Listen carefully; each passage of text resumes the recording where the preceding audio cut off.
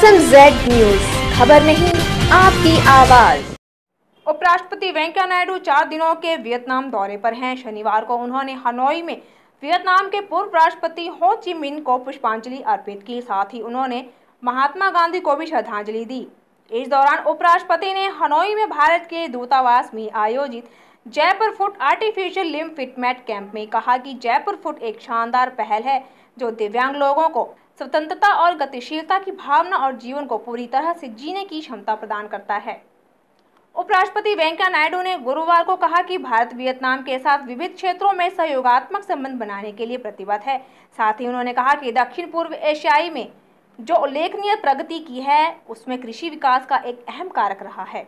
इसके अलावा उन्होंने भारत और वियतनाम के बीच संबंधों को सभ्यतागत और ऐतिहासिक बताते हुए कहा था कि हमारी साझेदारी समय की कसौटी पर खरी उतरी है।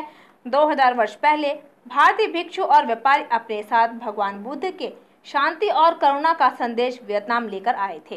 Exchange of high-level visits from both the sides is a clear indication of the commitment of the two countries to further strengthen our comprehensive strategic partnership. India and Vietnam today have a strong bilateral relationship based on mutual trust, understanding, convergence of views on regional and international issues. We covered a wide range of bilateral, multilateral cooperation.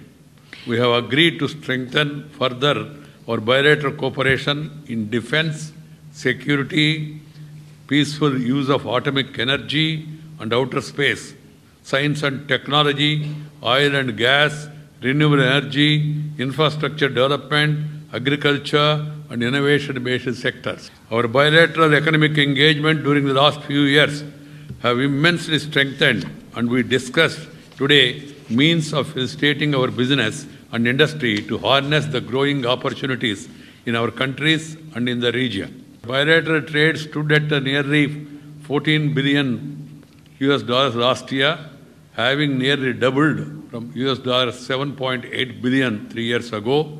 I am confident that we will achieve our bilateral trade target of $15 billion by 2020.